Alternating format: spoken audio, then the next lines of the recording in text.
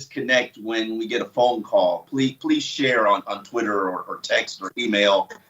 It's the one time I will allow an email that I'll actually read. It's impossible because it just goes. You put on Do Not Disturb and it just still goes through. What is your fascination of not answering email? Because usually my email is filled with, like, if people are, I mean, you get more pleasant emails. I'm certain of them. Oh, okay. I'm a pleasant guy. I demand pleasant emails. So you're saying I'm bringing this on myself? My emails are a dumpster fire.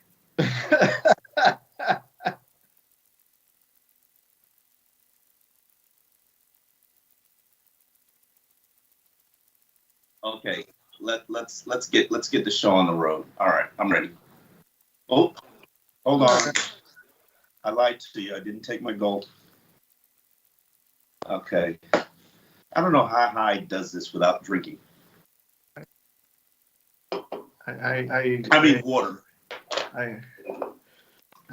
Omar, I'm a camel. I tough it out, you know. All right. So I'm ready to go.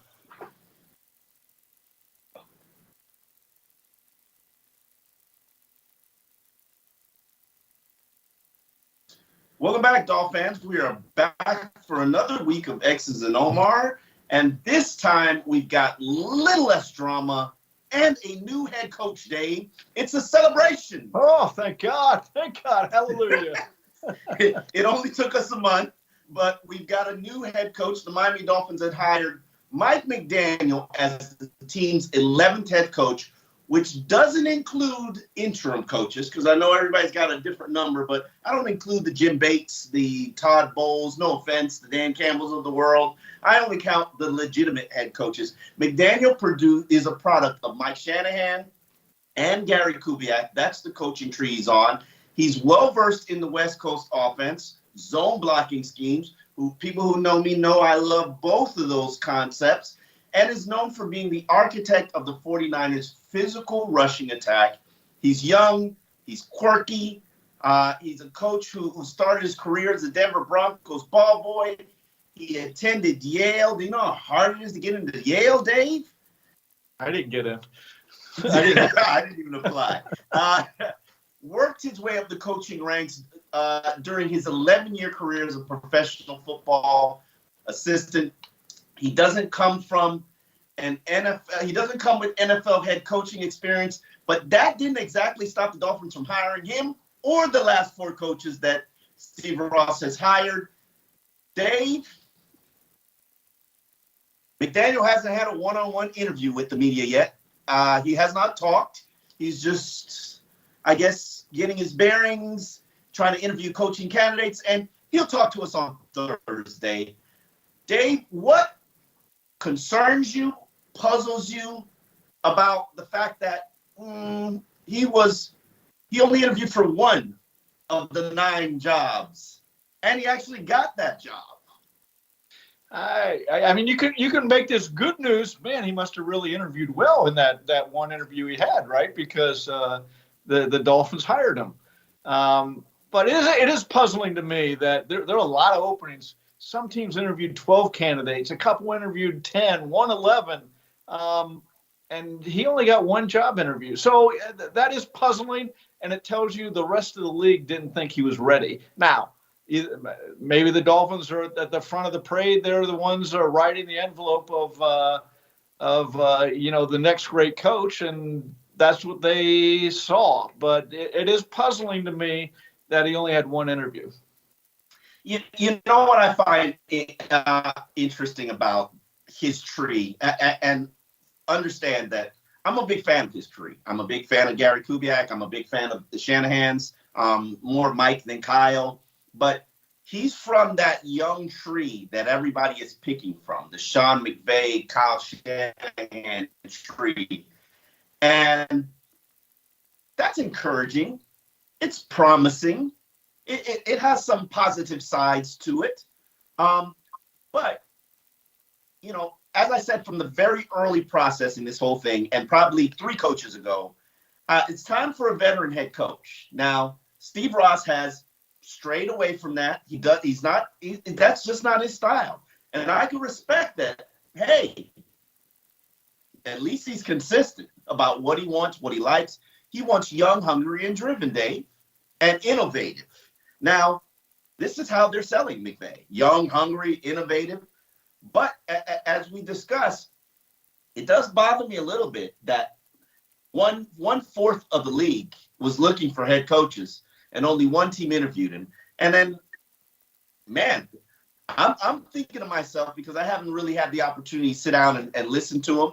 I'm thinking to myself, man, this guy's got to be really impressive when you sit down and talk to him if he's one of one. I mean, I think the only guy I can think about who's one of one in interviews is Sean McVeigh. And if you follow Sean McVeigh or get to know him, you understand why he's that impressive. Now, I'm just dying to know if McVeigh is this impressive. Now, Sean McVeigh went to a real college, Miami University in Oxford, Ohio. Now, that's a real quick. Don't give me this Yale stuff.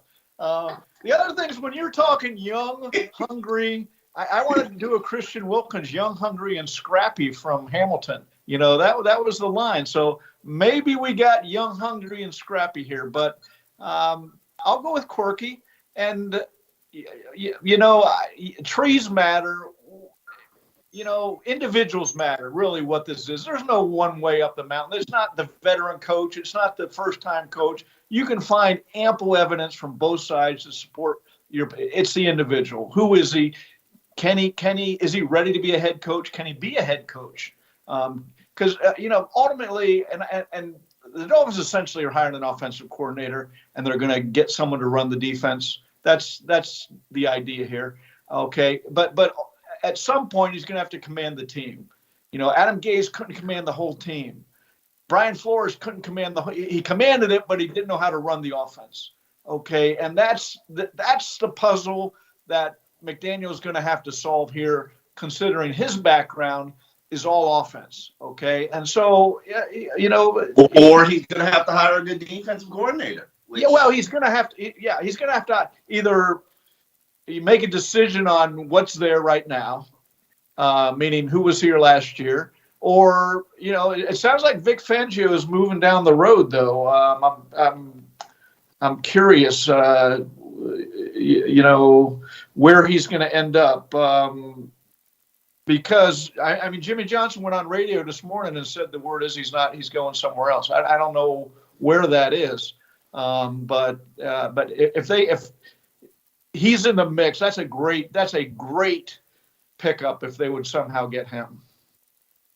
Yeah, it'll be interesting to see how this all pans out, Dave. I try generally to not formulate opinions on these coaches until they get here, until I get to experience them. It's a blank slate. I do have opinions on the coaching tree or things they might have learned from their predecessor. No secret. I'm not a big fan of the Bill Belichick coaching tree for the exact same reason that all of his assistants have failed. They all don't know how to play well with others, which has led to every single one of their firings. They learn it from their supervisor. So, I'm encouraged by the tree that he's from. What I am a little bit concerned with is that people that I have talked to who have either been coached by him or have worked on staffs with him or have been around him as part of the organization he's been with, when I ask the question, is he a leader of men, their answer is maybe. And that's the one thing I will give Brian Flores. Leader of men, you can't question it. I would say the only other guy that was kind of like that was Tony Sperano. Leader of men, can't be questioned. Adam Gase was more of a salesman. He wasn't necessarily a dynamic leader of men. And then after a while, when you realize he was selling you a bill of goods, you kind of turn on him. So, but then again, teams turn on coaches no matter how good they are. They just do. But ultimately, he's got to win for this team to buy in. And if he wins and creates great strategies, people will buy in. All right, Omar, our first question is going to come from Brad. Besides giving a good news conference, Does McDaniel have any qualities or experience that you're excited about, or is it just a dart thrown at the dartboard, hoping for the best? Are you happy with his qualifications? Pause. If I'm going to be honest, the answer would be no. And the answer is going to be no, because I would have liked more experience. I would have not only preferred somebody have head coaching experience, but, you know, this guy's had more than half of his career as an assistant has been spent as a assistant. And he's had a couple stints as wide receivers coach, and, you know, he's never specifically worked with a quarterback. And, you know, everybody knows it's, you know, we kind of need some quarterback help here. We kind of need a quarterback specialist.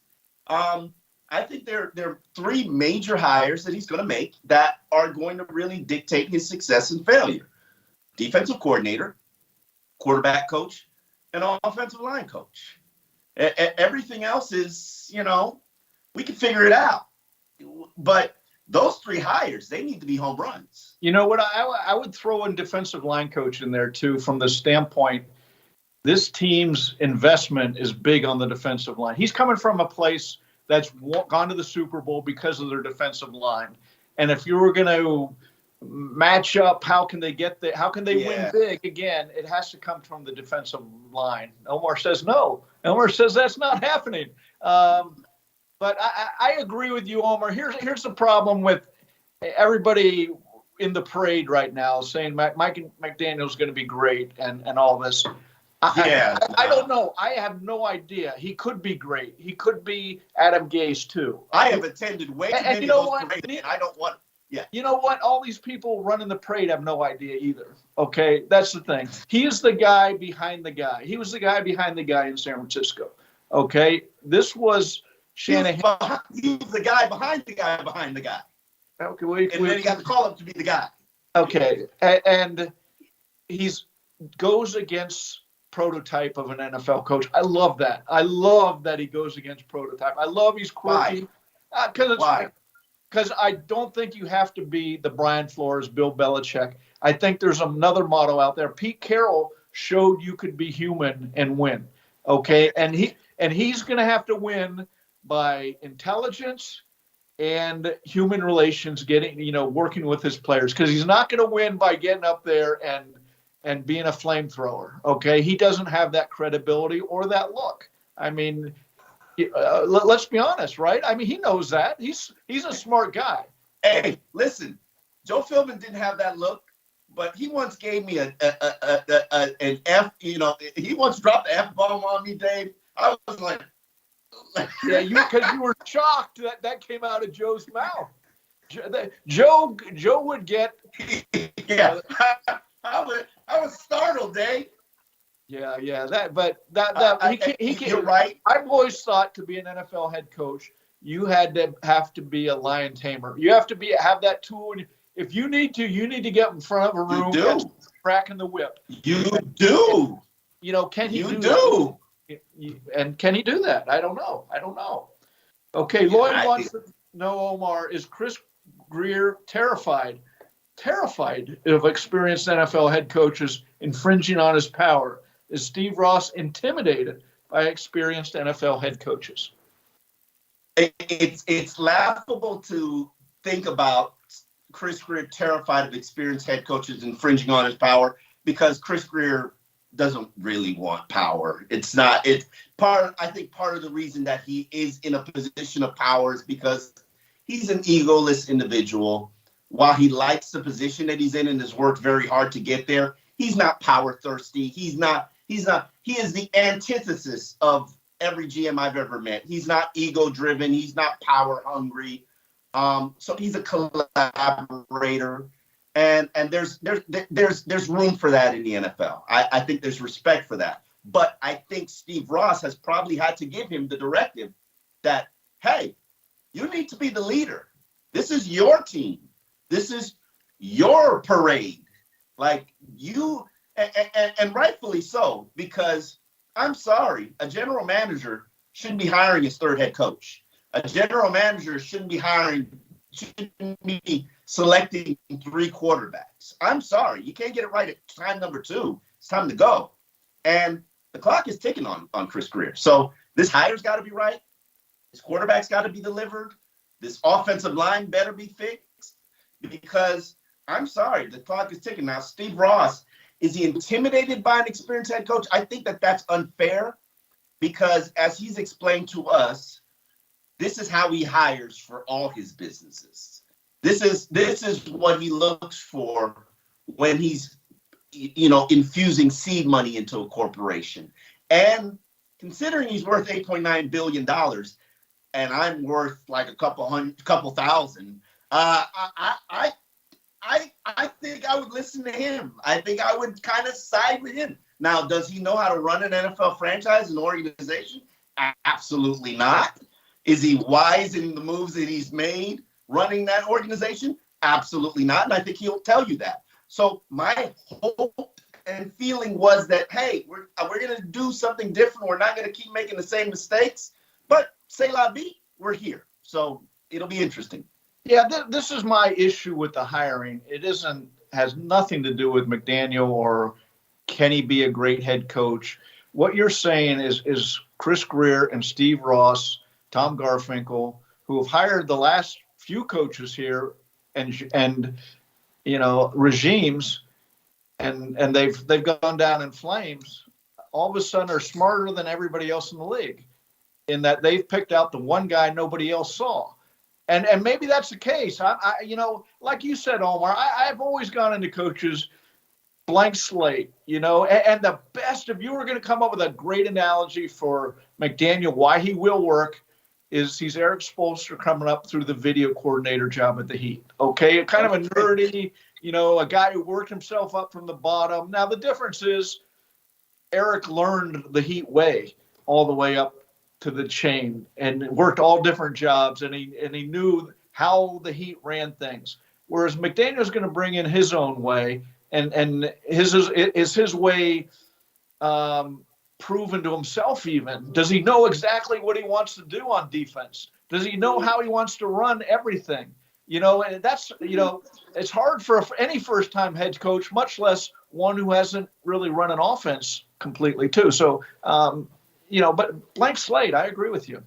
But here's the thing. They interviewed veteran coaches, Dan Quinn, Leslie Frazier, Vance Joseph. They did interview and sit down with veteran coaches, and they decided not to take any as the finalists. And I can understand why, getting reviews or having experience with all of those guys. Vance Joseph would have been the guy that I would consider, but he'd have to have a dynamic offensive coordinator like a Jim Caldwell in his back pocket. But, hey, who knows whether this will work or not? But I agree with you. They went, they made mistake after mistake. And when the league went right, they went left again. And we got to figure out if keep going left is the right approach here, because, but I will say this. I like the tree that he's from. I like the style of ball that he played. I like the role that he had in the style of ball that they played. And we've discussed this ad nauseum. If you were going to ask me to build a team, build the Dolphins in a team of any team's image, not factoring in the quarterback because everybody would pick Kansas City, what image would I want the Dolphins to look like? It would be the San Francisco 49ers. No question about it. No, I love their style. I love, it's old school, but it works. So we'll see. Okay. Raymond wants to know, how does McDaniel build a great run game in Miami? Does he burn it all and bring in new players at tailback and O-line, or does he maximize what we have? I don't know if you have to burn it all, Dave. You can't burn it all. First of all, you can't burn it all. Yeah. Well, Adam Gase burnt it all. Basically in 2016, when he waived 3 young players that were on the roster that were kind of struggling at that point. You can cut 3 linemen, but you can't cut everybody. I mean, you can't. Yeah. I think the priority is to add a veteran center and to add a tackle, and primarily a veteran, probably a right tackle, because Tua is a left-handed quarterback. You need that blind side. It's a little bit cheaper. I think you can get it for about $8 million a year as opposed to breaking the bank. But as far as running game, if you look at what the 49ers did, they were a running back team by committee and have always been a running back team by committee. They don't need high draft picks, even though, there's a certain running back that I think would have answered and addressed all our problems and concerns. That's now an elite player with the Steelers. But anyway, Duke Johnson, Myles Gaskin, Ahmed Savan, and Philip Lindsay. Two of them are free agents. Johnson and Lindsay are free agents. I don't think it'll be tremendously expensive to bring them back. I'd offer both of them a 1 year, $2 million deal. See, you take it, you don't take it. I don't care. But I think that those four in themselves, you can carry a rushing attack, and then you could go get it back in the third, fourth, fifth round. Notice, Dave, I said third, fourth, fifth. I like trying to make you happy. You're learning, Omar. You are learning. You can even go second if it's a guy you really like. Okay. All right. I appreciate your generosity, Dave. Yeah. Now, and to your point, Matt Breida was the leading rusher for San Francisco in like 18 and 19, I believe, averaging over 5 yards a carry. He comes here and he averages 4.3 yards a carry. So I mean, now what he's always had in San Francisco is a big blocking fullback too. Okay, they had Kyle Juszczyk over there, and you look at what he's done in the running game, and I'm curious, is that going to be? I would assume we're going to be looking at a fullback. You're going old school fullback. Omar likes that. Bye bye to Mike Gesicki. Wow. I'm sorry, Dave. If you're going to play that style of football, Mike Gesicki has absolutely no role in it. What role you have to be able to? If you go back to his Washington days, Jordan Cameron was a tight end of those offenses. Okay, similar. Jordan Cameron could not block. He was Mike Gesicki. Okay, he was no. He could not block. He could not block. He was there because it was receiving, not as blocking. He was adequate. You look he could get in the way. You look at the tight ends they had in Washington, and now Kittle is. It's hard to really say. Oh, they had Kittle, they had Deebo Samuel, and that's what the Dolphins need. Those are different players. Yes, they are elite players. Different players. And so you're going to have to look at his tight ends in Washington were guys, they were receivers. They weren't these great two-way. It's not about being a receiver. You got to be you got to be able to block. And that's been my issue with Gesicki for 4 years. You cannot be a one-dimensional player. We've heard it, Omar. We know. You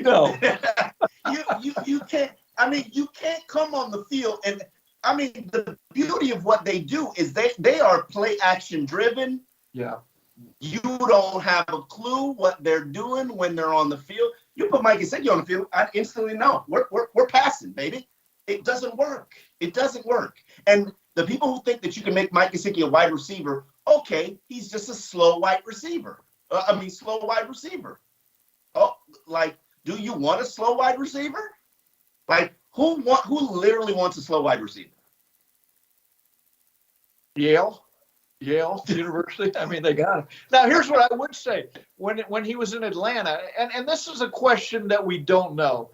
Were all his ideas formulated or crystallized at San Francisco? He was in Atlanta for a couple of years. They had Matt Ryan throwing the ball pretty much all over the field with some great receivers.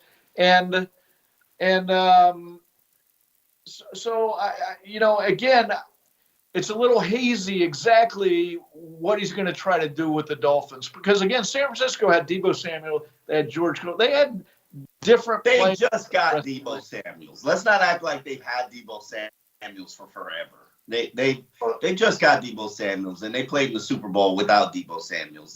They are a play action. You're right. Raheem Mostert was their running back.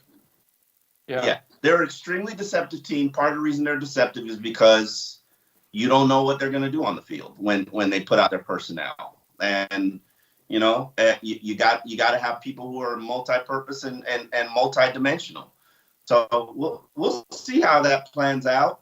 We will see how it pans out, and it would be helpful if we hear what he has to say on personnel and concepts and thought processes and things of that nature.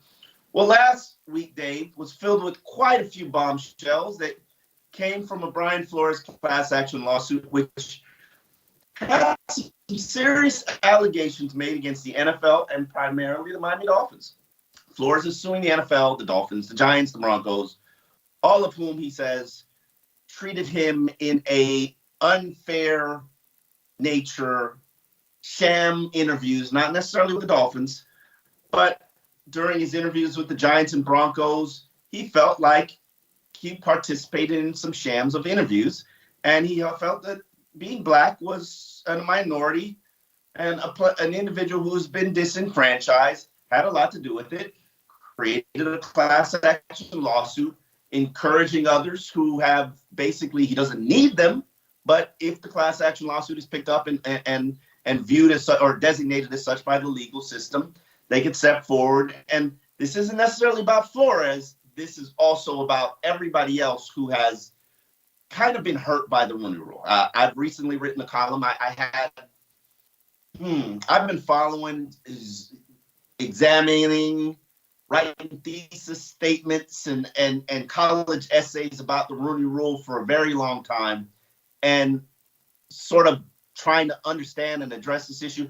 I initially thought that the changes that were made to the Rooney Rule this past off season, changing it from one minority to two, and rewarding teams that elevate minorities so they get draft picks for doing so, and it encourages teams to sort of promote minorities and put them in positions of leadership.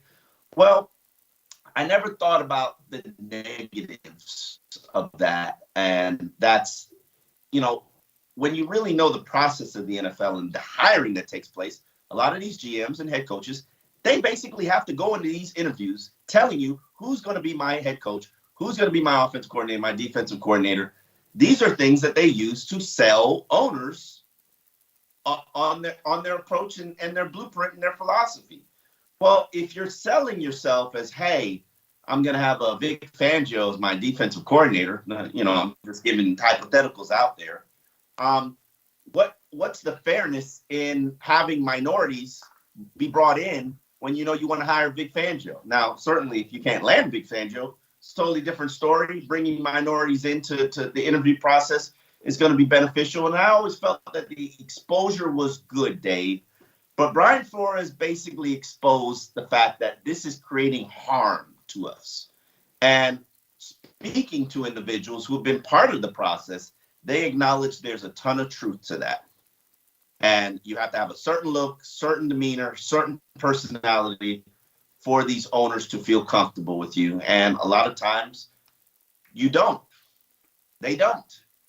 So, Dave, now that the class action lawsuit is a week old, it's settled in, 2 minorities have been hired. Lovie Smith came in the last second and got the Houston Texans job after being the defensive coordinator there, and looks a little fishy, Dave.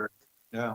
Well, that's Houston of the last 3 or 4 years. They're a very strangely run franchise. It was a bad job to begin with. I don't think anybody wanted the job. So, the fact that, but that's also part of the problem, Dave. Why do African Americans have to take the bad jobs? Why do they have to take the tank jobs?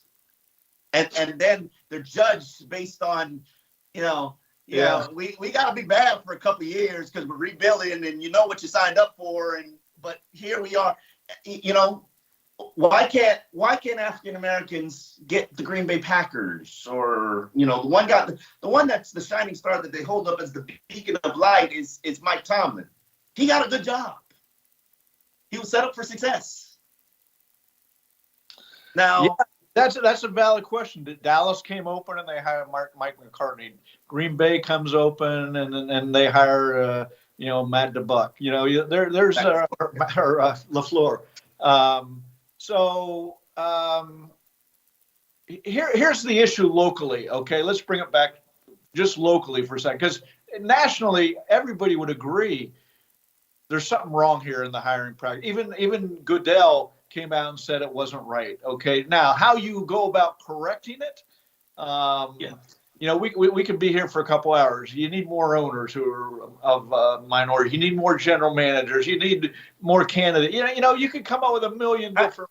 I think asking for more diverse owners. Come on, Dave.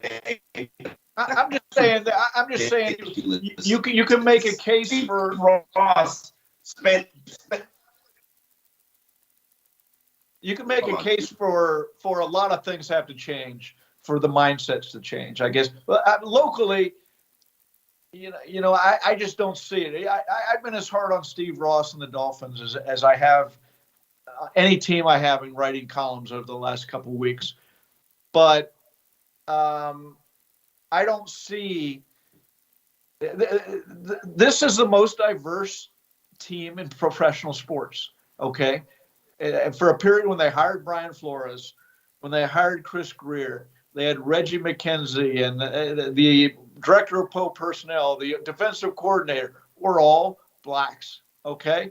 It was from the top down the most diverse professional team that certainly in the NFL, maybe in all of sports, even the NBA, when you include the top assistants and the top personnel guys. So that's where I have to draw the line with Brian Flores' lawsuit. I can't believe that he was let go because he was a minority, especially when they're bringing a minority in the door. Nationally, everybody would agree with Brian, and he can bring witness after witness, probably talking about their personal story of problems,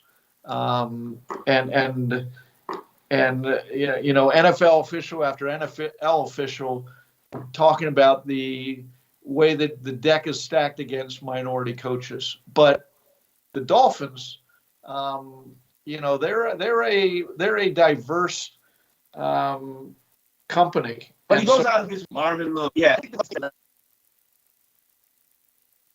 I would agree with you. I don't necessarily think the lawsuit has grounds of saying that in this experience, Brian Flores is discriminated against. He wasn't. I'm sorry. You could talk about the tanking, and you could talk about, him not being on the same page as the owner, and hell, he wasn't on the same page as the media. You were supposed to be tanking. You were supposed to be tanking. How do you forget that? You were supposed to be tanking. Well, Omar, but this gets into my mismanagement of the Dolphins. How was that not hatched out beforehand? It had to be, and he forgot. He forgot. Listen, forgot. I forgot.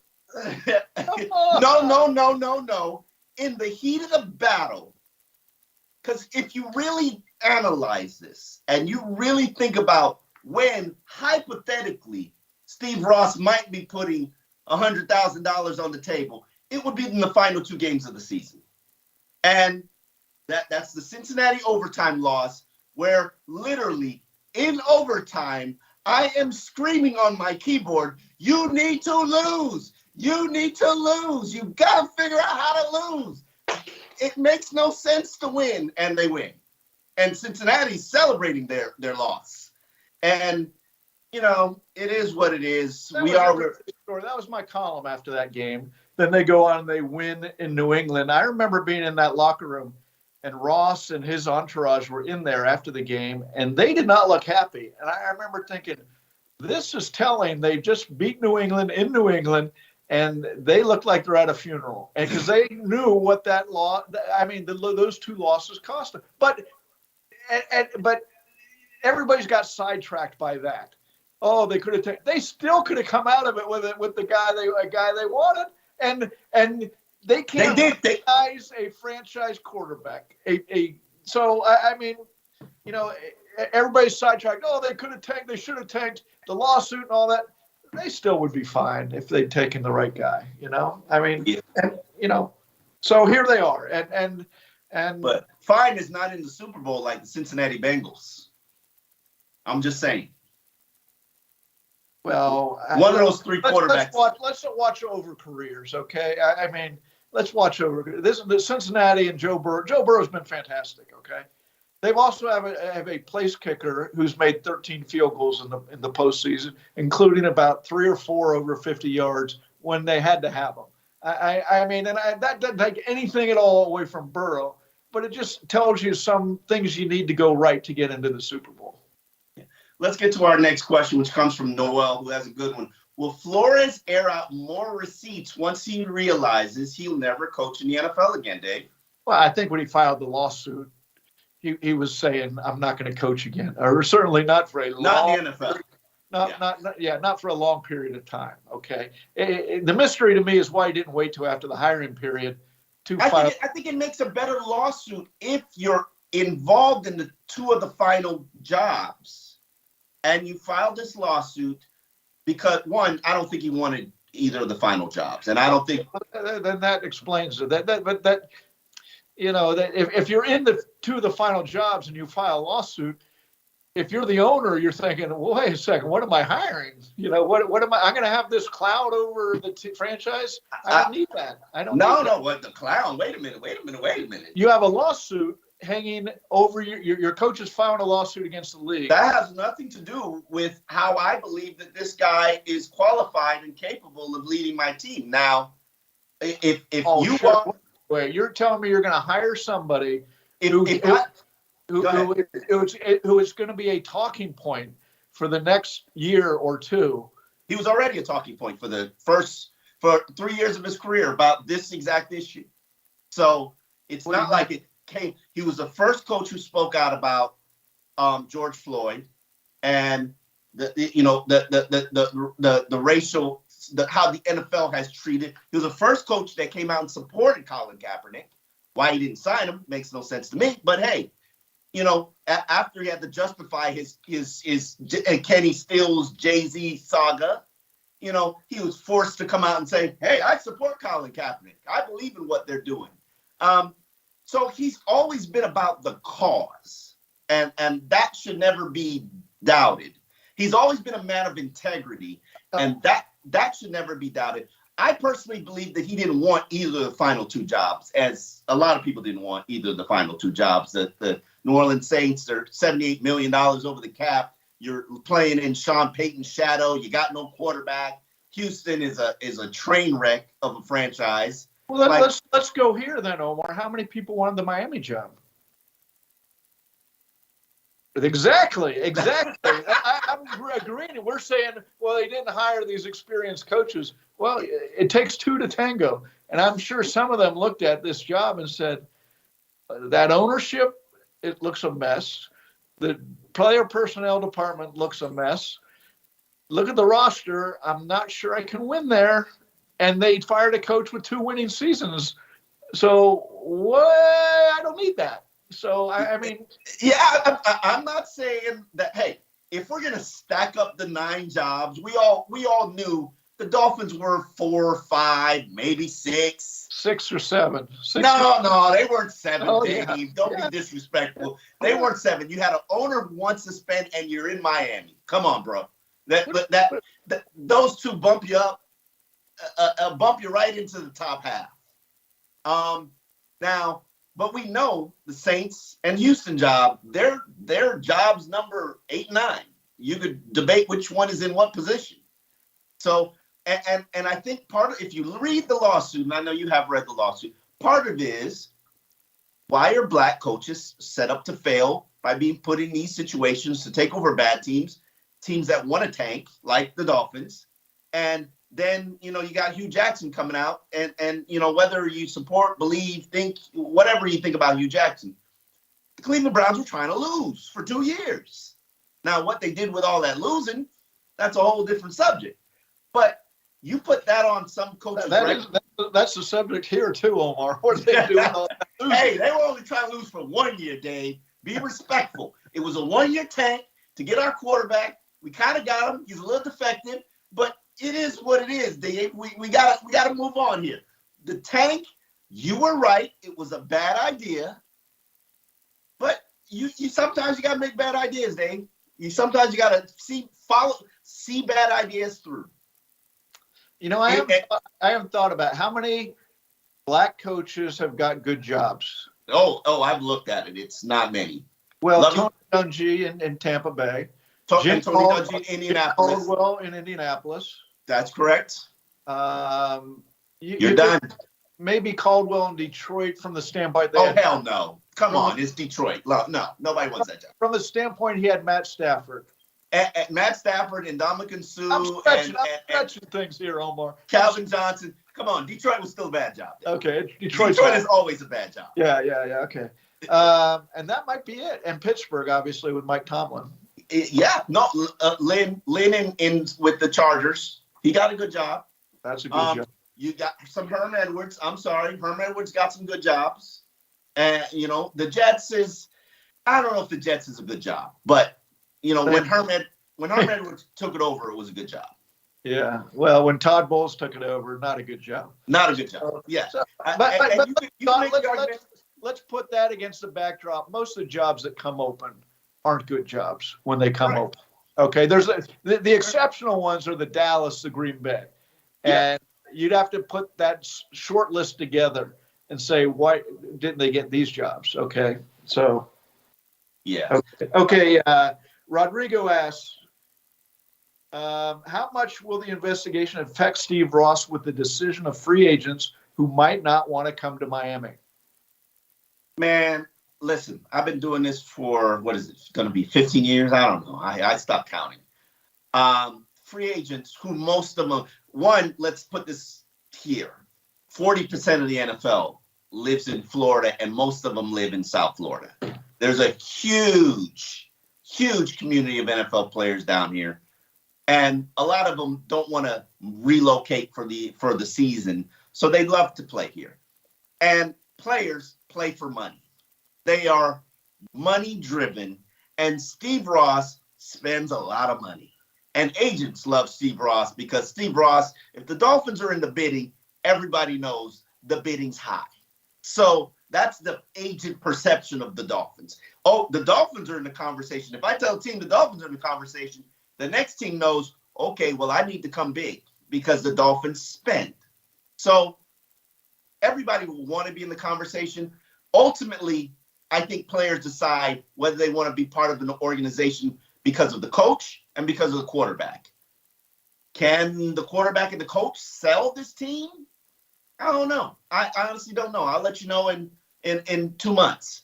But Steve Ross is a selling point. I'm sorry. You can't argue whether lawsuit, loss of draft picks, forced to sell the team, all that stuff will come. I don't think it's going to come immediately. But for this cycle of free agency that's happening in March, Steve Ross is an asset, not a liability. Yeah, I'd say the question about the lawsuit affecting things, I'd say that's about 46 on a free agents list, right after, can I get reservations at Prime 112 tonight? It's not an issue. It's not an issue. Now, Steve Ross being an asset, I'm to the common free agent who's going to look at my contract, to the top free agents who are going to say, what organization am I going to go into? He's not an asset because it hasn't been a well-run organization for the last 13 years. Okay, that's fair.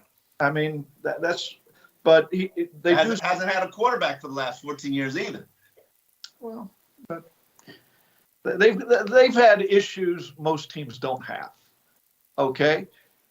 I mean, we can. Do you want me to go through them? We'll go through them right now, real quick. Let's do it. Steve Ross flying across the country to interview Jim Harbaugh. That man knows what he wants, Dave. That split the team in half. Okay, the leadership in half. The team wasn't split in half. The front office and the coaching staff and players were split in half. It was. Yes. Okay. Well, the players were still behind their coach. Okay, and the coach hated the GM. The GM hated. The wives weren't talking. It was a mess. Okay. Love it. That's fun. Then we go Bullygate. Well, how is that Steve Ross's fault? Whoa. He hired the people who were put in charge of the team. He hired Joe Philbin under his watch. He wasn't a head coach. He wasn't a head coach. I can't blame Bullygate on Joe Philbin. I blame Bullygate on one individual. One individual What's going on here, Hyde? My place is falling apart at that thought. Bullygate is on one individual. I'll put two. I'll be fair and put it on two.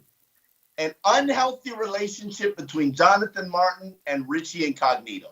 Yeah, you can't have a guy who has emotional issues and a tough upbringing of abuse, mentoring a very sensitive guy who's insecure and knows he doesn't belong in the NFL. Okay, yes, you have two polar extremes of personalities. Absolutely. How is that Steve Ross's fault? Most coaches I've talked to said every team has people like that. The coach gets in there, his offensive line coach, they manage the personalities. That everybody I've talked to has said that, Omar. Okay, nobody knew what Jonathan Martin was going. Bully gates have happened. Do you think the Dolphins are the only one that have had people? I can't believe we're talking about Bullygate right now. Listen, I think the Dolphins are the only person who've ever had a Jonathan Martin in their locker room. What? Are you kidding me? Come on, Omar. Are you okay? Well, let's go the other. Are they the only one to have Richie Incognito in the locker room? No other teams have signed Richie. Now that's a problem, but Richie was a good player. You come on. It's like Lawrence Taylor. You make sacrifices for good play. Richie's still playing in the NFL, Dave. We're getting wait. You're getting away from the topic. I appreciated Richie. Richie, one season, I'm sitting in the press box in the Dolphin game after he left, and I get a text from Richie. Dolphins are losing. It's mid-season. He goes, "Get the Groundhog Day avatar ready, Dave." Okay. Look. But yes, that was a leadership issue as much as it was a player issue. More the way I look at things. He was a leader, and yes, should Richie have been in a leadership position? No. But at that time, Richie was a leader, and he was leading the way he knew how. Joe Philbin was warned by people things are getting out of control. He did nothing about it. He wasn't, and who put him in that position? So that's all I'm saying. That's how things unravel in a franchise. Did Ross hire a good leader? No. Joe Philbin? No. Okay. That's my point. Okay. So we go on. Now, this one wasn't Steve Ross, but the cocaine sniffing video outed by the. Okay. Hey, he's a hell of a coach, though. I'm just saying. He's a great premium price for him. And where's he at? 49ers. With a hell of an offensive line. They should bring him back. He's probably not going to leave because Shanahan gave him a second chance at a time he needed it. But he's a great coach. Absolutely. He's a great coach. Okay, then we come to the tank job. Just a cluster mess up. I mean, and so, now we have a lawsuit. We just have things here. I'm saying it's not a positive. It's not a positive. Okay. I didn't say it was a positive. I'm just saying it's not all his fault. Okay, the tank, was that his fault? Maybe. But it was a smart strategy to everybody but Dave, who turned out to be right. You don't set up to lose. I'm sorry. Okay, let's move on because we got bogged down with yesterday. Mr. Redbeard has the most important question of the day, Dave. What does Mike McDaniel need to do to not be like Adam Gase and Joe Philbin? And how does this hire impact free agents considering Miami's amount of cap space? Yeah, if we're talking Gase and Philbin, you got to coach the whole team with strong leadership. And that's but he's not hired to do that, I don't believe. I don't believe he's hired to do that. So but at some point, you got to coach the whole team. And look, do you? Who was the last coach you knew that coached the whole team? Well, Flores coached the whole team. He coached the offense. No, he just coached the offense. He didn't coach the offense. He kind of coached the whole team, but he couldn't fix the offense. Oh, he couldn't fix it. I agree. So how did you coach? Okay, here's what Mike McDaniel. If we're talking just this, solve the quarterback position. That's what he's brought in here to do. And I guess the offense too, but mainly the quarterback position because he's on the plane calling Tua.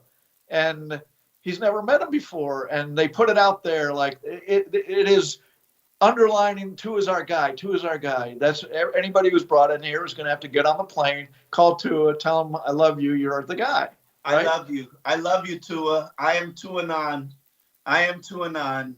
Like now, listen. What does McDaniel have to do to succeed?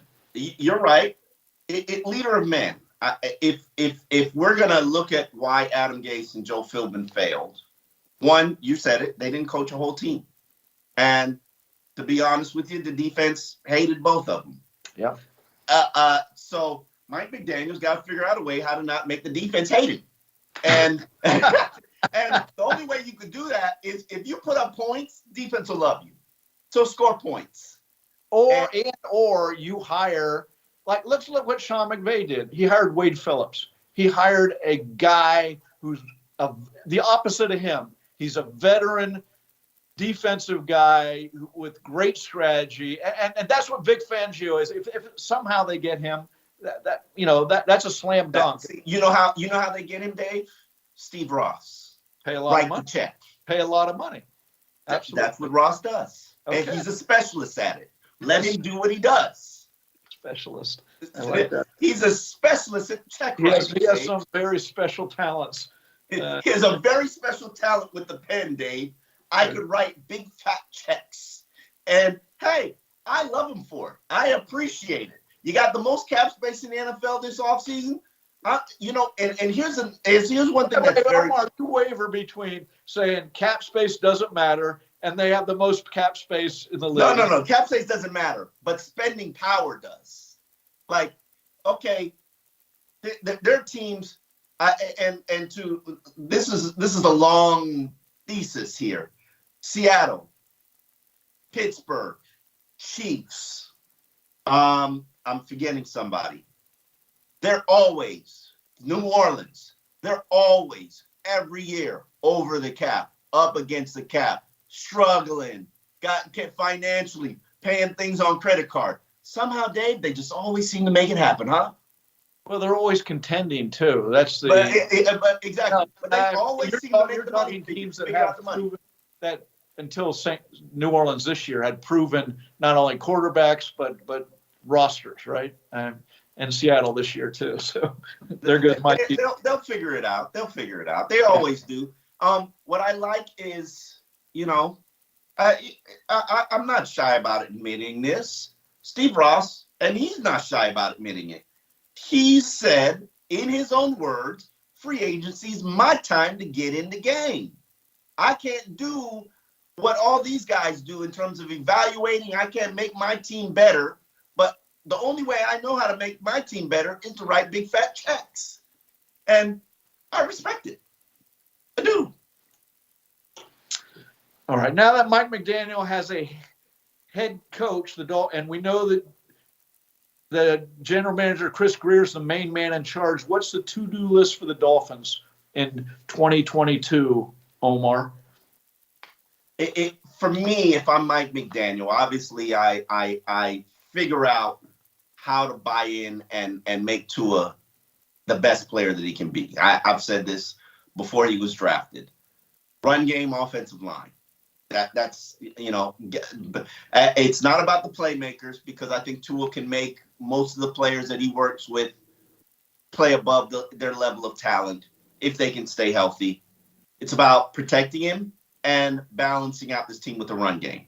Second order of business for me, Xavier Howard, my top player, figuring out a way to get him to buy in. For those who don't know, Xavier, you can consider him a free agent, because Xavier's not coming back here to play for $12 million a year. Just like last year when he was making $12 million a year, he wasn't playing for $12 million a year. So you need to fix the Xavier Howard contract situation and get your best player to buy in, because that might encourage other players to buy in. Have the owner write a big check, Omar. Have the owner write a big check. Exactly. Steve Ross don't care. Like, how much is it going to take to make Xavier buy in? Well, probably about $16 million a year. Emmanuel Ogbah, Mike Gesicki, two players who are going to be your top free agents. You got to make a decision on. Does Emmanuel Ogbah at a franchise tag level or a $15 million a year paycheck fit into what you're doing, or do you need to move on? Mike Gesicki, that's a tough one. And Dolphin fans, I've been preaching it for 4 years, and they don't want to hear it. But Mike Gesicki doesn't fit this team, especially now that they have a balanced run first, play action, supposed identity. Like, Mike Gesicki doesn't fit in. So you might have to let him fly the coop, or as Mike Tannenbaum would say, graduate from your program. And then if he does leave, is Hunter Long ready? Or do you need to go out and get a free agent tight end? Or do you need to sign Adam Shaheen? Not Adam Shaheen, Durham Smythe. Resign Durham Smythe. And then the next most important thing, we know how I feel about the offensive line. But you are one veteran away from being just competent. And that's a Trent Brown. That's a Teron Armstead. I don't know if I want to pay Teron Armstead price, but you got to figure out how to get that bookend piece that you don't have to worry about so that you can figure out the other 4 spots. And that's just the starter kit for Mike McDaniel, other than hire a veteran, polished, proven defensive coordinator. Figure out some way, and we'll figure it, and the rest you can figure out later. Yeah, I don't disagree with anything you said really there. I guess I disagree with the order though, because my order is the offensive line's priority 1. That's why you lost the season last year. Okay, so the first thing I'm doing is I'm going out and buying 2 free agents on the offensive line. And the first thing I'm doing is getting the best offensive line coach for my system out there. Okay, I've been talking to Mike Munchak. I'm not sure he fits what Mike does. He does. He's a zone blocking guy. I'd have to hear them talk about it. I'm not sure. Okay, someone with more, on the inside of the X's and O's, have to explain it to me that they fit, because from the outside it looks like they're not exactly philosophical fits. Okay, but they need a great offensive line coach, because, as Jimmy Johnson says, the offensive line coach is the only coach more important than the people he coaches. He can take a lot of talent or mediocre talent, put it together, and it can be a pretty good line. Okay. And we don't know. I'm unsure of all these guys. Who are they? Okay. Are they bad because they are bad? Coaching. Are they bad because of bad coaching? I don't know. They're average. Can they be average with you get 3 average players and 2 good free agents? I can work with that. Line then. I can work with that. That offensive line. So that's the offensive line coach. The offensive line is my priority 1A. But I'll go off your receivers. I need receivers who can practice. Okay, I can't go into another season saying, okay, these guys are going to miss all training camp, but it's fine. Hey, we don't care. I mean, that was the happy talk out of the Dolphins. Then you go and say, we don't care. They're missing practices. I need guys, especially in a young offense, who are going to practice. Okay. That's fair. Jay Laskin asks, do you see the hiring of former Broncos head coach Vic Fangio as defensive coordinator a realistic possibility? Well, Dave just I'm a little confused by this, because I listened to Jimmy Johnson on Joe Rosa's show this morning, and I thought I heard him say, he thinks Vic Fangio and Todd Bowles are the 2 best defensive coordinators in the league right now. But he thought Vic Fangio might be going somewhere else. So he's got interest. He's got interest other places. The Giants have made him an offer. I believe Chicago's made him an offer. He's a man in demand. Yes. The question is, where does he want to work? Where does his family want to live? Who does he want to work for? And how much money? That's where Steve Ross comes in. Dave, that's where Steve Ross comes. I don't know how it's going to end up and how it's going to pan out. What I can say is, and this gets into question number 8, which comes from Terrence, who asks, do you think that Josh Boyer should be considered for the defensive coordinator job? I will answer this question by saying this. I like Josh Boyer. I have developed a connection. I enjoyed talking to him. I thought that he had some creative and innovative ideas and the strategies. And then talking to players, I realized, no, that's Flores. That's not him. That's Flores. And then I was like, okay, well, how they changed the way that they were calling at the end of the season. And I was like, okay, he figured it out and he got it together. And they're like, no, that's Flores. And Gerald Alexander contributed a lot to what they were doing there in the secondary. And it wasn't Josh Boyer. And all the while, we learned that Flores had been lying to us, and Boyer wasn't really calling games when the defense was turned around. Wait, the coach lied to us? What?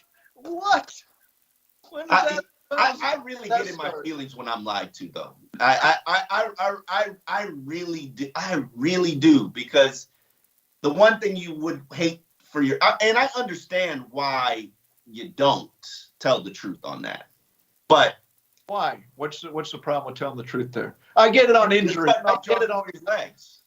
You cut Josh Boyer off of the legs. Why? Everybody in the team knows it. Who are you cutting the legs off from under? The public, the media. You're impacting his career. What do you mean?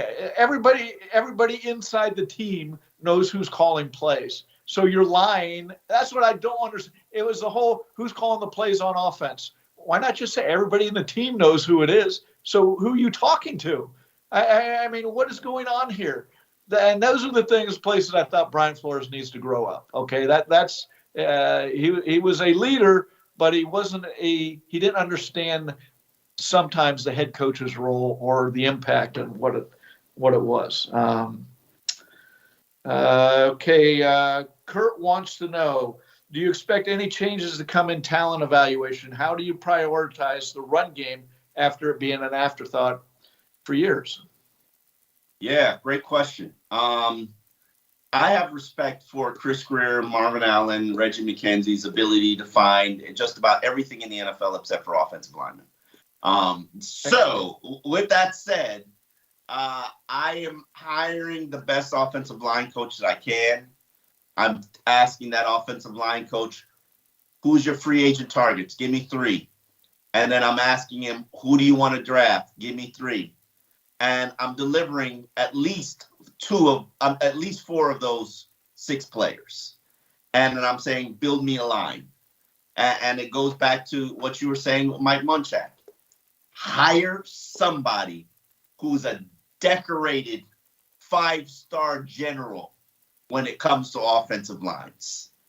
Like, hire the Colin Powell of offensive line coaches and step back and let him do his thing. Say, what do you need? And have him identify what he needs. Then deliver, then say, who do you need? Deliver him who he needs. Step back and let him do his thing. Yeah, that to me is priority A of this offseason. Okay, Kyle. I'm not fighting with you on that, Dave. I'm not fighting with you on that. Kyle has our final question. Zach Thomas was the first Dolphin who truly made me learn to love defensive football. With him being a Hall of Fame finalist, again, I want to know a good Zach Thomas story you rarely tell. Wow. Let me start, but first I will say Thomas is one of 15 finalists for the Pro Football Hall of Fame. 5 will get in. We know DeMarcus Ware is getting in. There's going to be a receiver, whether it's Andre Johnson, Torrey Holt, or Reggie Wayne. They usually don't let in 2, so that's 2 spots there, Dave. Then we've got the controversial Devin Hester. Should a returner get in? I am bothered. While I love Devin Hester, I'm bothered if he gets in as a first ballot guy. I don't think he deserves to be a first ballot guy, even though he's a legend. You know they're going to let an offensive lineman in, Dave. It's Tony Baselli. It's Willie Anderson. Then there's a defensive lineman, Richard Seymour, Jared Allen, Byron Young, cornerbacks, Leroy Butler, Rondé Barber. Then there's other linebackers in this class too. Lawrence Timmons, I believe, is in this class. Unfortunately, I don't know if Zach gets in this round. What? Really? I've said that every year. I think it's, I don't think the South Florida media contingent has a strong enough muscles to make it happen. We just don't. You're calling somebody out here. Is that what you're doing? No, I'm not. No. I just want to clarify that then. No. I have a great deal of respect for Armando and what he does. He sits on that. He fights our battles. We don't have to. There are other cities and markets that have to. Like, if I could tell these people what Zach Thomas meant to me growing up and how I learned to love football watching Zach Thomas. Zach Thomas is my favorite player of all time. And to see a 5'10", scrappy, no neck, let's be real, white linebacker out there playing football and is the best of his generation, which he was, right behind Ray Lewis, the only other linebacker who was better than him for a decade, and to have to sit and wait to get in the Hall of Fame, it's shameful. It's disrespectful.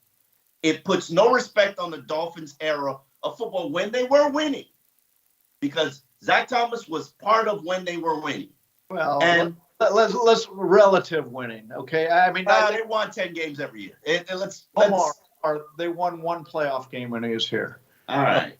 Okay, I mean, and that is part of it. I mean, no penalty to Zach or his play. He didn't get to showcase in the big games what he could do because of the teams around him. Okay, I mean okay. I'm going to tell a story, and I wrote a column about this a while back, but it to me it sums up Zach and how he got here and his journey almost, because it was always like this. Mike Westhoff, who's the special teams coach, went out to work him out at Texas Tech, and he was the only guy working him out that day, and put him through bench presses and all the other goody stuff that they do. And then Mike put down his notebook and he said, I'm going to go to the restroom. Went to the restroom and came back, and Zach goes, wait a second. I was looking at this notebook. You didn't put the right number down for my what I did, the number of things. And Mike, he goes, yeah. So Zach goes, I only did 22 bench presses. You put down 24. And he goes, yeah. He goes, you know what? People are going to look at your size. They're going to look at, you're not the fastest guy in the world. And if I start putting numbers down that they think they can rule you out with, you're going to get ruled out. I'm afraid you're going to get ruled out by numbers. When I look at you, I know you're a player, and I want you. They thought he was going to be a special teams player. I want you to come here. And so he was marking up the numbers of everything he did so that the Dolphins would draft. Now, Jimmy Johnson loved him too, so that wasn't a worry. But it's interesting that the mindset of a scout.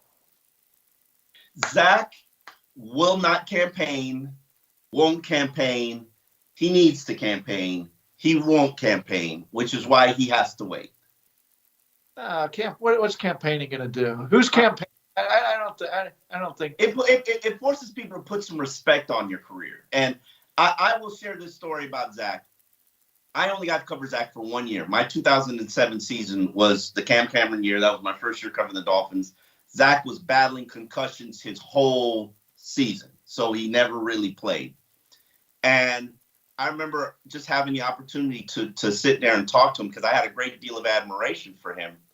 And, we were talking about what he was going through with the concussions and the battle. And it was a private conversation. And he was really struggling with it. And, and he was down and he was depressed and, but then he put it in perspective for me. He put life in perspective for me. He said, you know what? This is as hard as this is and as hard as this season was, because that 1-15 season was hard. He said, we go to recess every day. And I was like, what are you talking about? And he said, listen, while other guys go to work and they put on a suit and tie and they crunch numbers, they're an accountant, they manage a gas station, they go to work. They go work and do real jobs. Just like when you had to go back to class, you had a recess for an hour. That was the fun time, and then you had to go back to class. He said, in the NFL, not just me as a player, but you as a media member, we go to recess every day and all day. And that wasn't Zach. That's Channing Crowder. Zach no, and listen, that was Zach. That was Zach and Channing Zach. Crowder playing beside each other was so interesting to watch. No one had more fun than Channing Crowder that I've seen. He enjoyed everything. Zach worried about everything. He'd break up into lip blisters because he was stressed out about his job. He'd watch hour after hour of film work. It wasn't recess to him. I'm telling you, Dave, this was the Zach who wasn't playing and who had the game taken away from him and had put things in perspective. That's the only Zach I got. I never got the blister Zach and the obsessive Zach. I got the Zach who the game had been taken away from him. And I never forget that conversation because it just put so many things into perspective for me. And I want this so bad for him. I just don't know what else. You need to write that Westhoff column. Just remind these voters again who he is. This is a guy who did not belong in the NFL and had a Hall of Fame career. Like, how could you not put respect on that? But they don't. We need more voters. The story, I can't believe we're going way over. The story the players tell, though, it's legendary. When Nick Saban was here, have I told this on here? I probably told this on here, haven't I? About when Zach didn't tolerate how Nick Saban was talking to him? Yeah, Zach made a mistake or something. They were running a scrimmage, and the defensive coordinator was trying to correct Zach from the sideline, and Zach said, "Hey, just wait. We'll do it at basically. Let's run the scrimmage, and we'll correct it later." And Saban went running out there. You don't talk to the coach that way. Zach turned to him and started screaming. They're screaming at each other, and the punchline to it all, Saban saying, "I'm going to bench you," and Zach saying, "Go ahead. I'm a grown-ass man. You do what you need to do." You know, and that is a legendary story inside the team. That's NFL football. You know, that happens. Managing egos. And so I hope he gets in. I really do. I just don't see the room. It's going to be Wares getting in. It's going to be a receiver getting in. They're going to probably put a lineman in. And Zach's got a lot of competition here. And other guys have waited in line longer. And I hate the fact that he's got to wait, but this is just too deep of a class. Well, thank you for watching X's and Omars. This has been a long show, but we got a long list of things to discuss. We will be back next week to break down the Mike McDaniel press conference coming at you tomorrow. Can't tell you the time. Dolphins will send a sniper through. It's gonna be in the morning. But we'll break that down, and we'll hopefully break down some of his hirings. And hell, by the time that's over, we're gonna be in the free agency, Dave. You're just gonna keep doing this. We'll have the coaching staff named. Yeah. See you next week. You can find X's Omar on any place you find this podcast, all streaming sites. And we usually have it up on the Sun Sentinel by 4:00 on Wednesday. See you next Wednesday at noon.